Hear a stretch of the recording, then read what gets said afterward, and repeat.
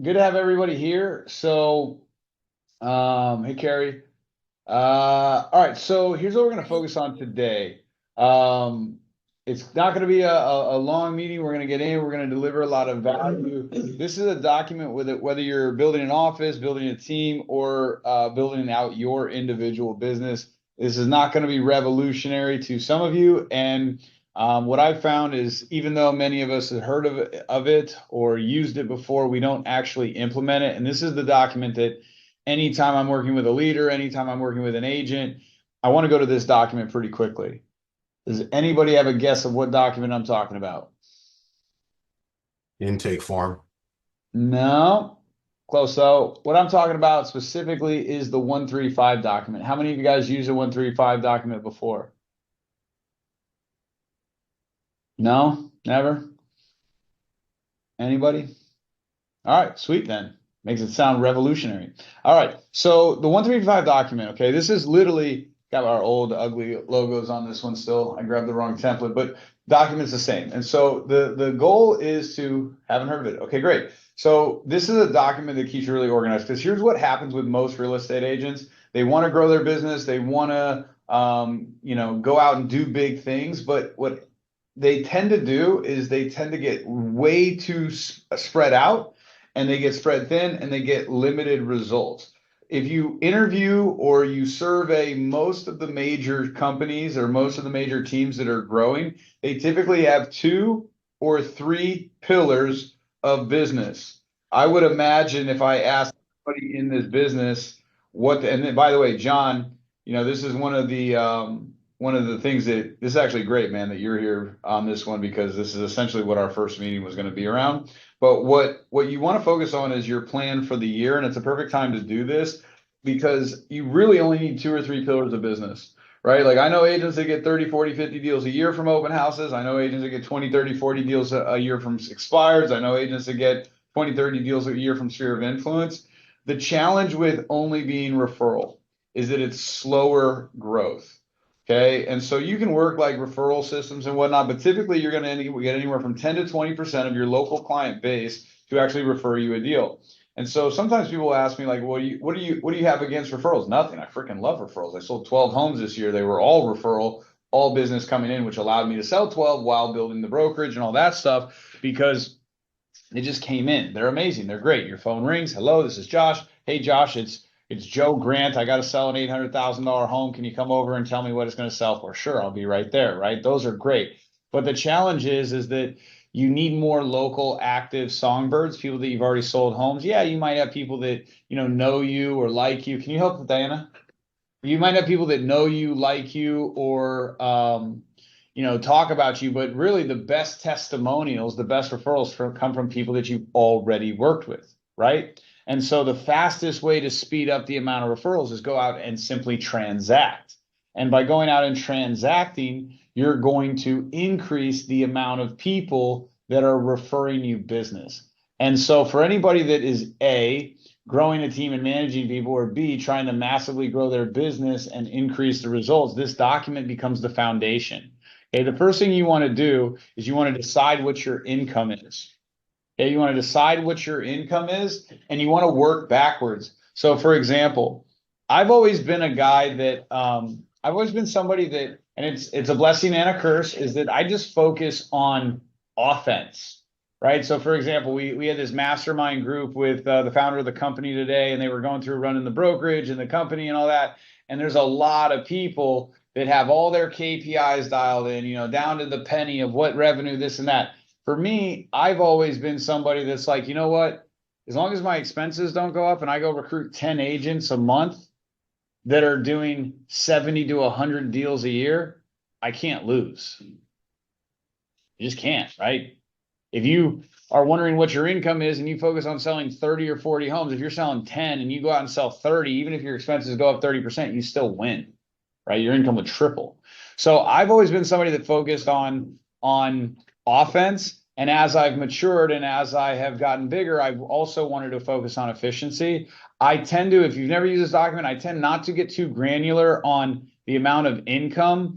Some of my agents, they literally like they reverse engineer this where they're like, I want to make $100,000 net. So $8,000 after taxes, and they do the reverse math. What I mean by that is, let's say in San Diego, the average sale is 800,000. Okay. So 800,000 times 0.02, we get anywhere from 2 to 2.5. That's $16,000 a deal. If you wanted to make $250,000 gross before taxes and all that stuff, you'd take 250,000 and divide it by 16,000, and you'd say, okay, I need 15.5 deals. So you round up and you say, I need 16 deals.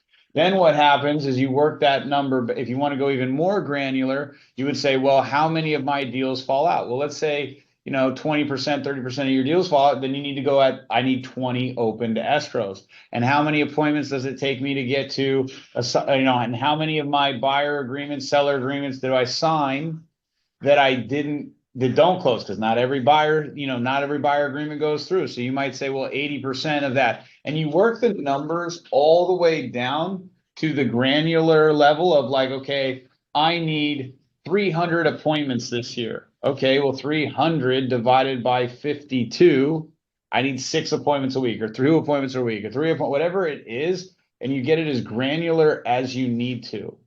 Okay, so for example, if somebody's bold enough, we'll run this analogy. If somebody's bold enough, like, let's do this. John, what's your sales goal next year?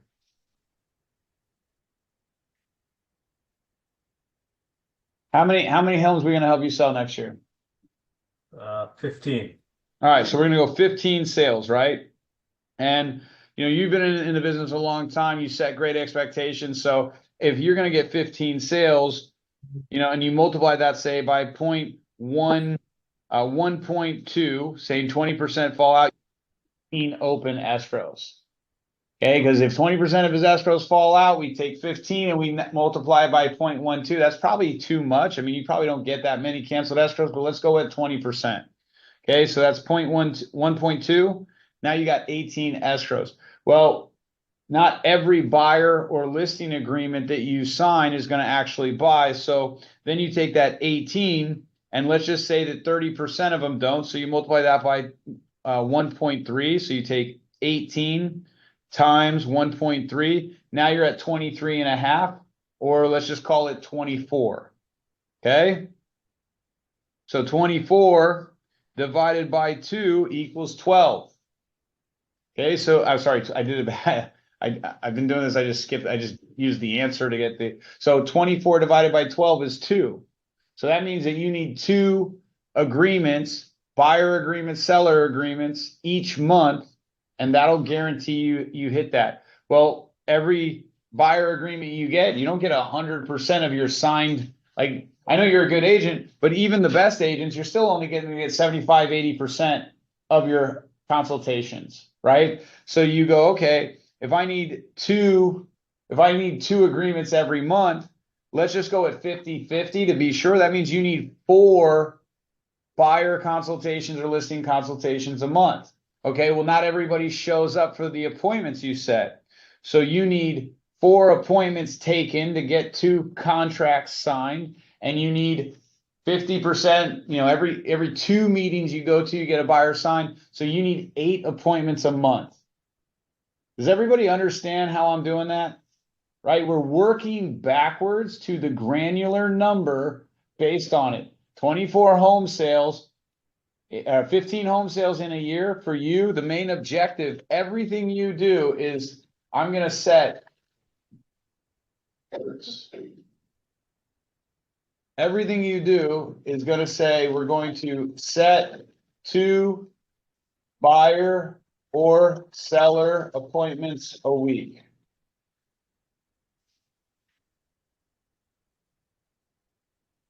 That's what the focus is. And so the beautiful part about working backwards, and why it breaks it down. If you're selling 3 homes, 5 homes, 10 homes, 20 homes, 30 homes, 50 homes a year, and you want to double that, it's really hard to fathom that. But if you break it down to something much more palatable, I mean, John, have you ever set 2 appointments in a week? Yes. So if you've done it once, you can do it twice, right? And if there's probably been days you set 2 appointments in one day, right? Now, sometimes our mindset and our energy is part of, like they say the first million is the hardest to make. Well, for a few reasons. One, you don't have as much capital. The resources aren't as built out. But the other thing too is you also don't necessarily believe you can do it. Make your first $1 million. Like but once you make the first million, you're like, oh, I could do it. And then everything else becomes easier. Kevin O'Leary was talking about it. He's like, my first million, I had to grind my butt off to get there. Getting to 5 was easier than getting to 1. Getting to 25 was easier than getting to 5. Getting to 50 was easier than 25. Getting to 100 was easier than 50. Because as you go up the chain, you acquire more resources. And so if anybody, says, man, they run through this and they're like, oh man, I don't know how I'm going to get there. Don't change the goal, change the action. Most of the time when I'm working with people, they say, well, Josh, I want to be realistic. And every time I say realistic, they say realistic to me, this guy starts laughing because he already knows what's coming. When people say, I want to be realistic, I say, why? Who told you should be realistic? And they're like, well, I don't want to set myself up for failure. And I'm like, so let me get this right. Let me ask you a question. Joe, if you and I were on the phone, I know what you'd probably say, but I'm going to go ahead and I'm going to go off script and see if I can ad-lib this to success. If I was talking to you and I was really beating myself up, I'm like, man, I failed. I tried really hard. I didn't succeed. I'm a failure. What would you say to me? So, Josh, if you're trying, that's why you're failing. You just need to do it.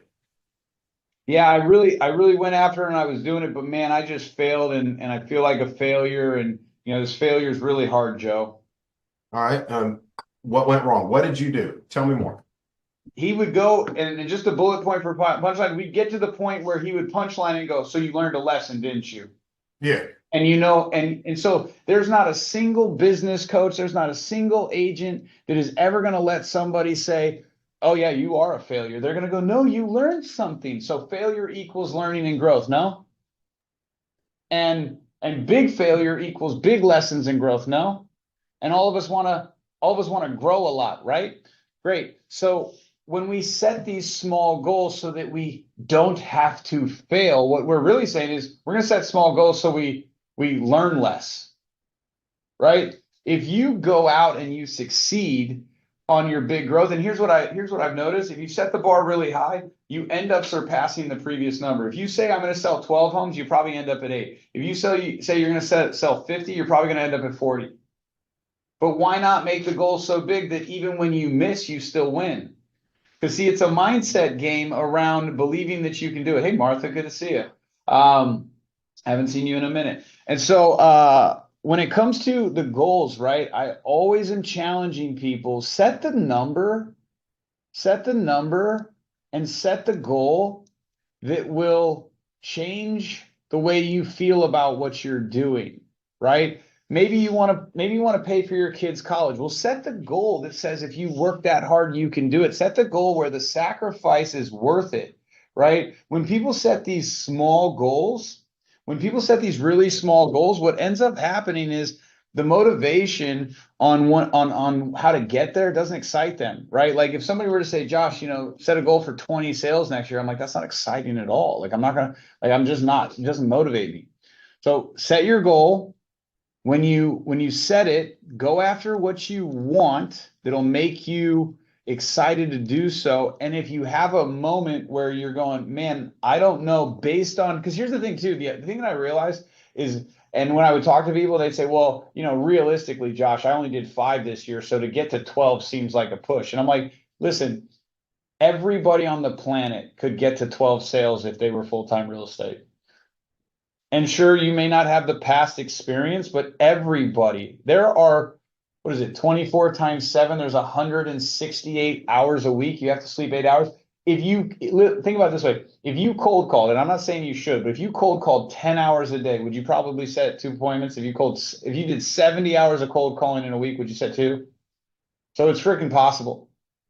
The question is the amount of effort. And so rather than lower the goal based on previous expectations, we're going to get more focus, more clarity, and we're going to focus on the pillars, the 3 pillars. Because again, we don't need more than 3 pillars. When I have agents come up to me and they're like, I'm getting 4 deals a year from open houses, I want to double my business. What should I do? And I'm like, well, how many open houses are you doing a month? They're like, well, I do 4. I'm like, well, then do 8. Problem solved. Just do more. Well, I was thinking about mixing it up and throwing something else in. Why go learn a whole new skill set? Why go do anything else when all you need to do is work a little more on that? Well, it's kind of boring doing, I'm already kind of bored doing 4 open houses. Yeah, I get it. Their business sometimes can be boring, but what's the most reliable? What's the most scalable? Just add the effort. Don't lower the goal, increase the effort. Because here's the thing, most of us are doing the right activities. We're just not doing enough of them. Why are we recruiting at a really high level right now?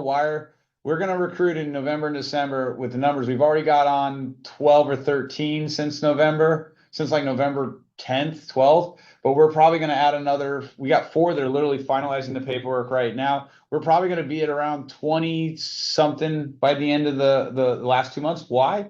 Because we're making a lot of calls. We're posting on social a lot. We're doing a lot of appointments, and we do it 70, 80%. We're doing a lot of emails. It's just massive action. It's the same thing, but massive action. Now that's scary for some people. Some people are like, well, Josh, I don't want to work that hard. I know, that's exactly why I'm working hard now, because there's momentum and effort compounds. I don't want to work 80 hours a week selling 50 homes a year. So I'm building my business to allow me to do massive action now to get great return later. So you put in your 3 areas. Okay, so for you, John, we got sphere of influence. Of course, that's going to be a good one. Then we're picking 2 other areas. Now, typically, here's what I'll tell agents: pick 2 other areas. So, John, what are areas that where are some of the prospecting areas where you don't hate it? Where do you like prospecting? Where do you like meeting new people? Do you like doing open houses? It's not my favorite, but I'll do What do you like better than open houses? them. I like target mailing. Like doing mailers? Yeah, but targeted, Okay. not just like a farm. And so when you say targeted, what are you doing? You targeting a list of like sellers that have owned for 7 years? Things like that, yes. Yep. And so in your past, because I know you took the year off and you've been doing some other things. In your past, what was your success rate? I don't have a percentage per se, but Let me break it down.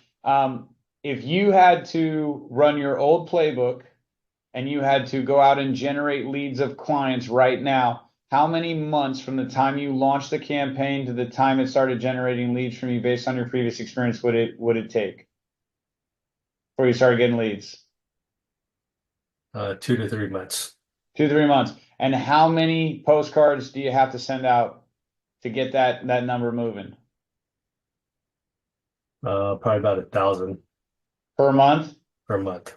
Okay. And out of the 1,000 per month, and then the 2 to 3 months, how many leads do you expect to get?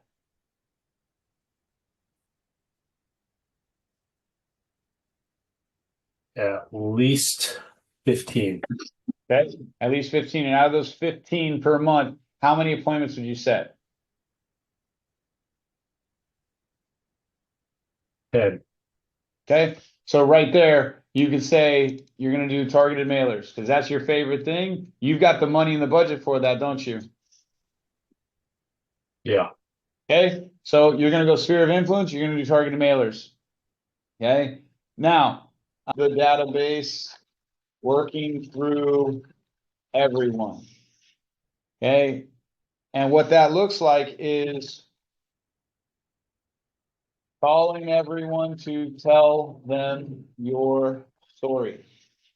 Okay, the first thing we do when sphere of influence, right?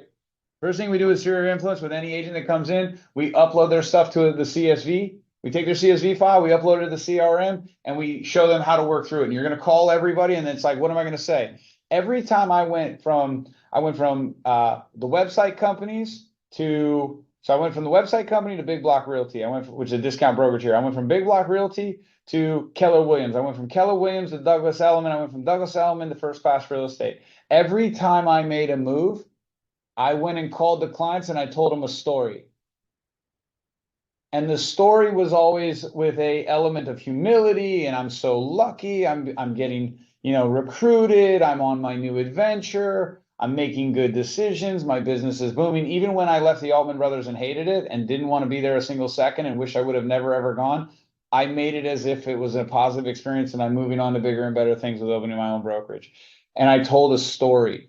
And so every time we move, every time we do something, we tell a story that the underlying plot is Josh makes good decisions. Josh is always gaining knowledge. Josh is always growing, and Josh is always the guy to talk to because he's a real estate guy across the board. And he's different than everybody else. That was always the story. So the first thing we do is we upload the CSV file to Lofty. We clean up the database working through it. Hey, I got this as your email address. Hey, when's your birthday, by the way? And I've got this as your home address. Is that still right? Because I'm going to do some Christmas cards this year. Okay, that's always step one. Okay, step two is we want to call them at least twice a year. Okay, sometimes people say call them 3 times a year. Sometimes people say call them 4 times a year. I found that if you provide amazing service and you have amazing experience, you can get away with calling them twice a year. I know some agents that are like, one of the agents, his name is Austin Fisher. He's he's in my office, and he offers like the most ridiculous, most amazing service. He does stuff that I like. Every time he does it, I'm like, you're a realtor, right? Why are you picking up cars for people? Like, he's amazing, but he doesn't even call his clients ever, and they still remember who he is. Okay. Now you do it at least twice a year. Sometimes you do 3 years, but you don't just do it when, you don't just call them and hey, you thinking about buying, you call them and you do the Ford, family, occupation, recreation, and dream. Hey, Joe, how's family doing? That's awesome, man. Your kids are growing up fast. That's incredible. How's work? Works great. That's incredible. You got any promotions on the thing? What are you doing for fun these days? Hey, out of curiosity, man, you've been doing this a long time. Is there any like big dream you got? You find out about what's going on in their world, and you always talk about them first. And then after a while, they get really sensitive and really weirded out because they're doing nothing but talking about them. And so then they go, and how are you? And when they say, how are you? You tell them the next chapter of the story. Man, last time I talked to you, at Join the New Brokerage, man, things have been great. Where our marketing's better. This is better. The kids you tell them a story, and it's always positive. It cracks me up. One of my dark sides is I'm a little cynical.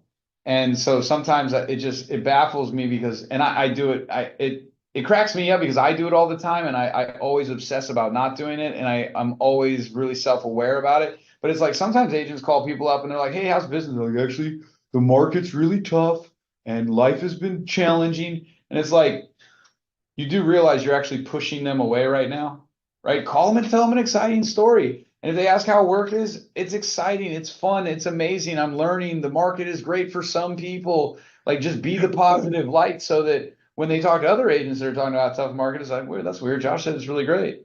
People ask me all the time, they're like, man, how's business? We have one of the lowest inventories every year. We have crash level volume of sales.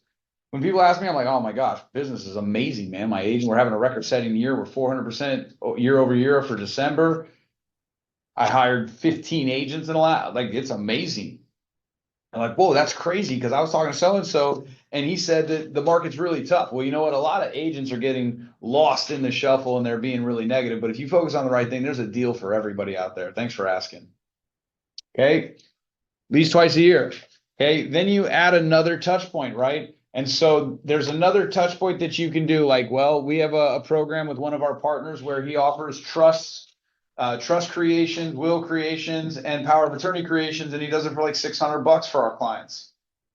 Well, you can do a quarterly webinar, you can do a mailer for the holidays, you can do a handwritten note card, you can write them on the anniversary. One of the things that we also tell everybody is when you close a deal, mark the client as sold, input the house close date, set up a call task to congratulate them on 1 year home anniversary. Send a gift.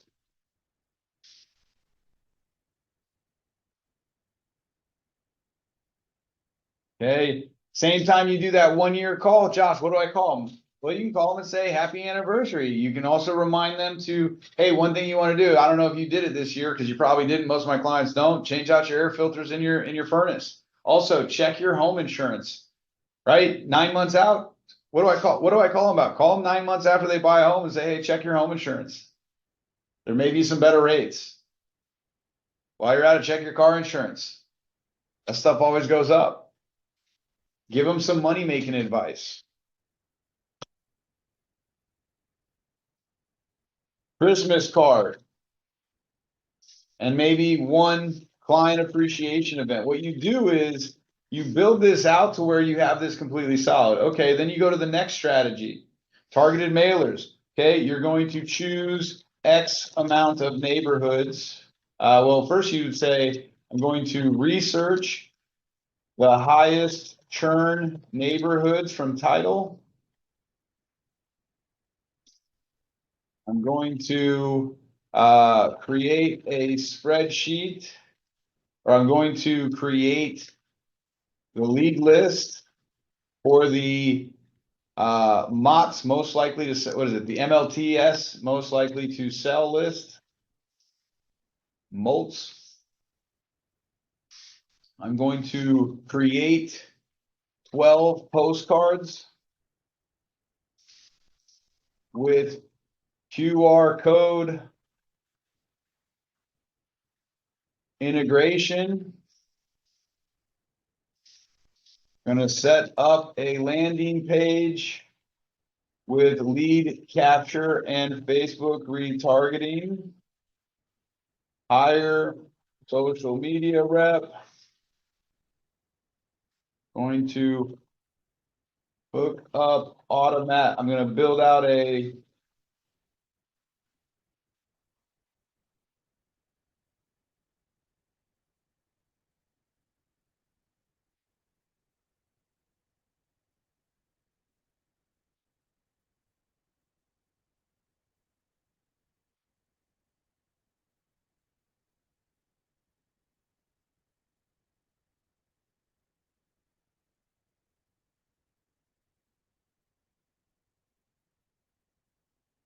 okay. Okay, and so what you do is you build out this. You build this out of the action plan. And then you time block that stuff. So like, when does this need to be done, John? Now. Because you're gonna get 12 months, it's gonna take you 2 or 3 months, and that means you lose in 3 months, right? So one of the things you want to do is you want to reach out to your title rep, John, and say, hey, get me the data. Or you want to go to a Cole Realty resource company and you want to get the data from them. And you want to pick out your neighborhoods. So like when I'm setting up a Google, I'm setting up a lead generation campaign where we're creating individual websites for highly specific targeted neighborhoods. First thing I do is I reach out to my title rep and I say, hey man, get me a list of the top 10 the top 10 zip codes that have the highest amount of sales, meaning the most amount of churn, the most amount of opportunity, how many transactions are happening on a regular basis based on the last 12 months. Then I take that list and I say, give me the neighborhoods within each one that's getting the most amount of volume. Then I take that and I send that to my digital marketing guy. You can get one off of Fiverr that does Google Analytics. And I say, see which ones of these lists have the highest amount of search traffic on Google, AKA Del Cerro Homes for Sale, AKA, Irvine Homes, but the neighborhoods, Rancho Heights neighborhood, Rancho San, get the neighborhoods. How many of those people are searching? And guess what? There's not going to be there's going to be a little of two things. One, there's going to be a little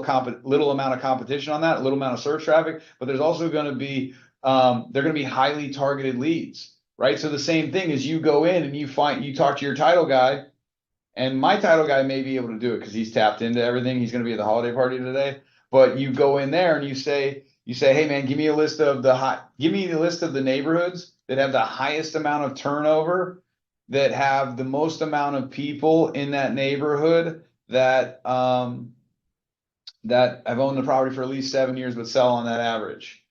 When I create the postcards, I'm gonna create the 12 postcards so that once I build it, I'm gonna stay in that creative space. So you make a list, right? Make a list of the value props. Okay, set up a landing page, which is basically, or a website. What Lofty, by the way, now has that functionality where you can create individual websites. So I don't want to send them to, if I'm targeting, let's say I'm targeting Fletcher Hills, which is not a city, it's a neighborhood inside, it's in El Cajon, but it's a very, very prestigious neighborhood in El Cajon. I don't want to send them to sdhomelife.com. I want to send them to FletcherHillsHomelife.com. So that way, when my mailers say, hey, I'm the local Fletcher Hills expert. If you want all the latest insights on Fletcher Hills, you want marketing data, you want this, you want that, go to FletcherHillsHomelife.com. They're like, whoa, that's a whole website for our neighborhood. And when you get there, you have a video that's like, hey, if you're looking for all the hottest insights, the off-market properties, if you're thinking about selling and upsizing, if you're thinking about selling and downsizing, and you're a Fletcher Hills local, I've got all the insights and track records. And that makes it linear for your marketing so that every time you're doing that, they're like, this is relevant. Because what everybody else is doing is like, I'm a generic realtor. I've sold homes here. Well, the more you niche it down, the more they'll read it rather than throw it in the trash. And you always want to have a call to action driving them to the website. What's a value prop for it? You build out your postcards. Then you also want to build out your follow-up campaign to where when you get a lead or they go to your website, that the Facebook, like, you build out the whole campaign, and it takes some work, right? But it's a system. But guess what? Once you have it built,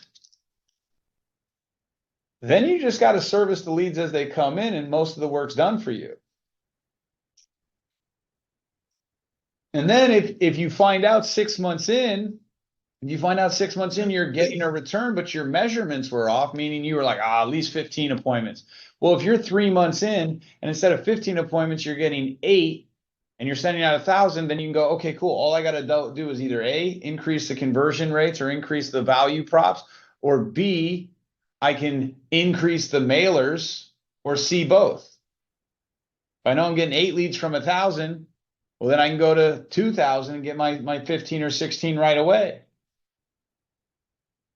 But if you don't have this built up and you don't actually stay on track, people send out the postcards, but they don't actually follow up with the leads, blah, blah, blah, blah, blah.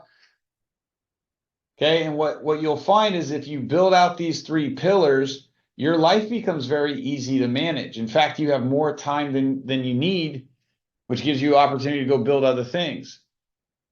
Third could be open houses, where you're like, okay, cool. Just to make sure I get all my deals, I'm going to do open houses. How many a month? I'm going to do 4 a month. Okay, well, do you have the signs? Okay, no, I don't. Order 25 signs.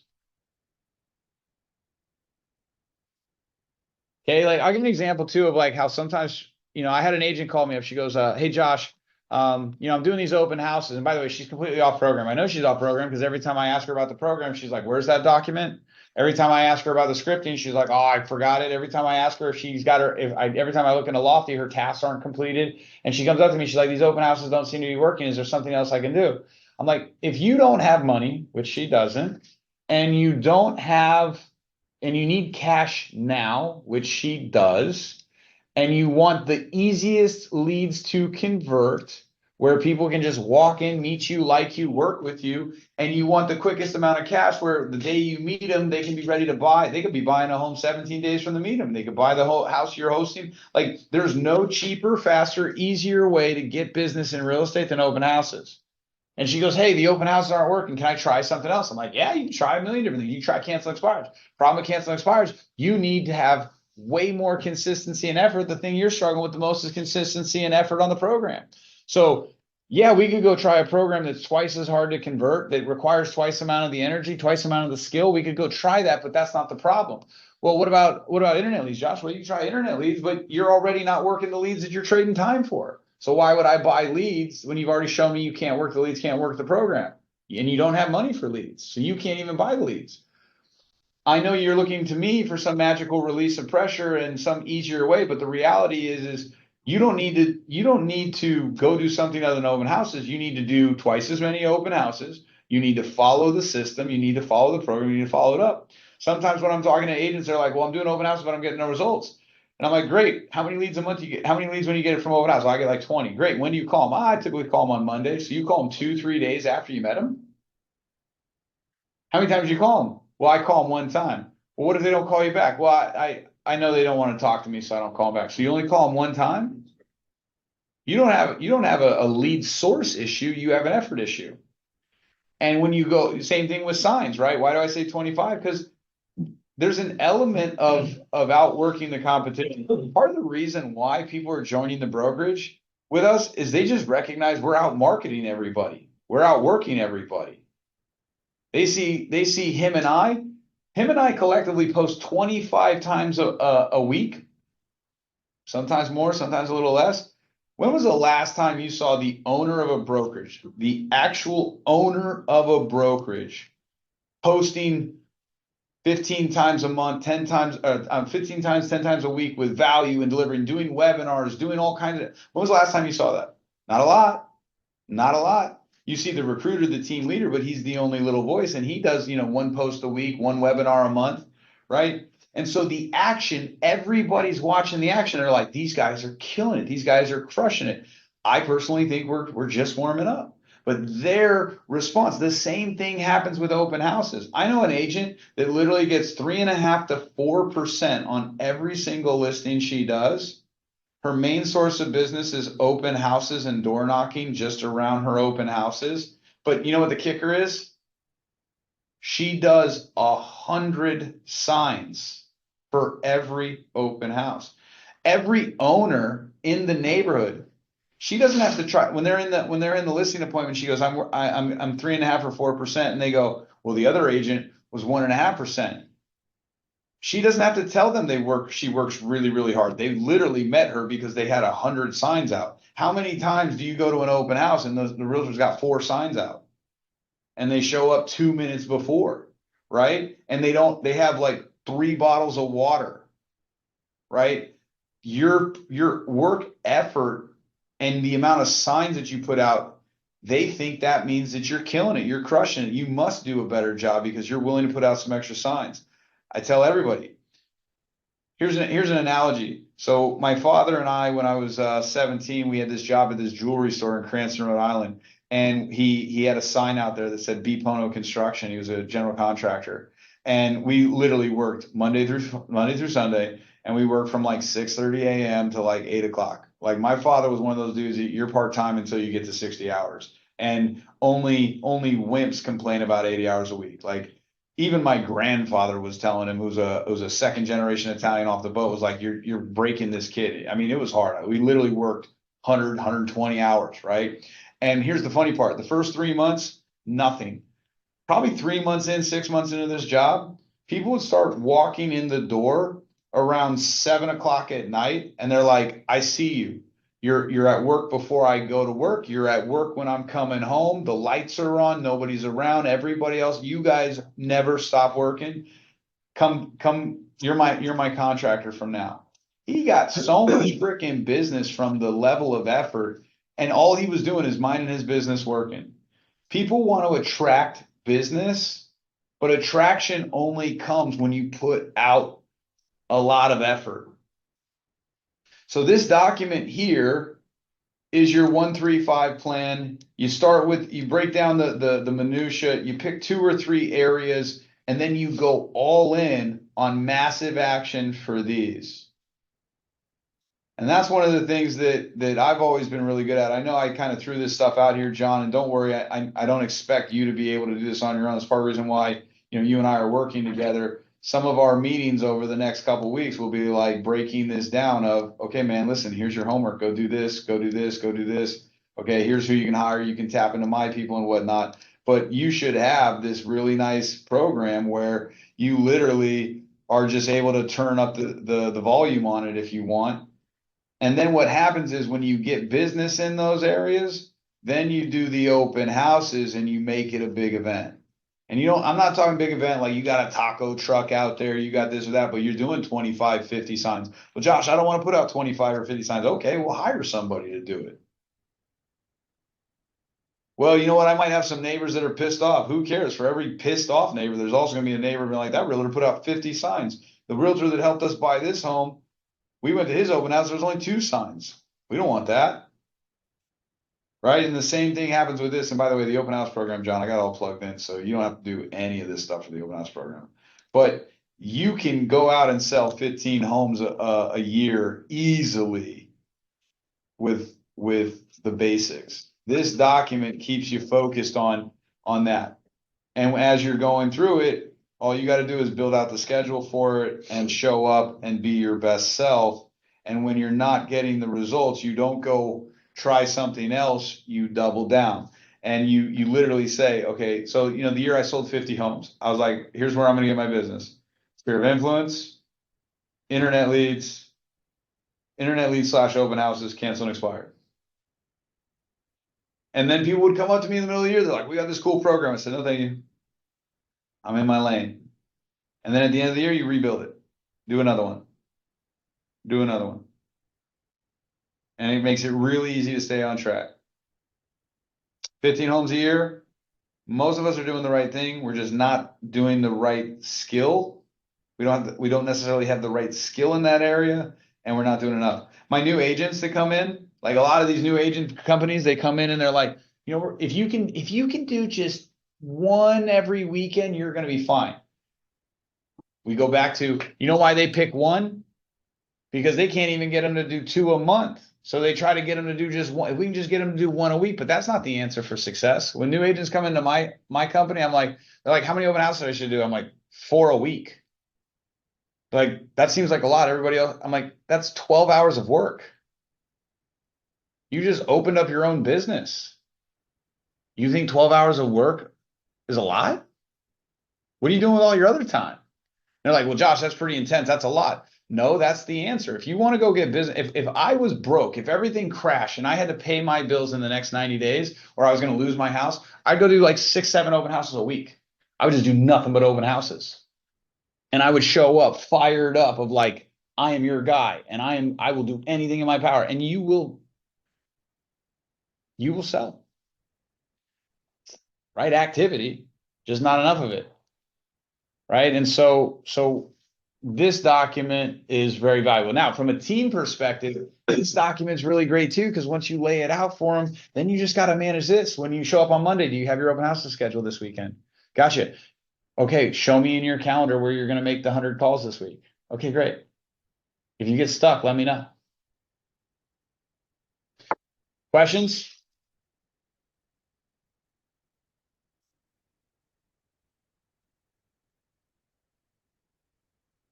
What's up, Rick? Just sneaking in. All right, everybody. That's it for today. We can do a follow-up one on this. Next 2 weeks, we're off. So I am going to be sending out some emails of just some value pieces. Ryan's writing some content that is like just some really good value pieces. We're going to be off the next 2 weeks, and then we're back on, was it the 6th? No, the 8th. January 8th, we're back on. We're back on. Thanks for coming, Anthony. Thanks for coming, Barb, Danita, Rick, John, Carrie, Martha, Arnita, Joe, of course, always. Thanks for coming. I'll see all of you soon. Rick, you coming to the party? Oh, no, you already said no. Soccer game. I gotta head out pretty soon. That's right. You got the soccer game. Yeah. All right. I'll see you guys soon. Later. Bye. Have a great week. Merry Christmas. Happy holidays. Yeah, Merry Thank Christmas. you. Happy holidays. All right.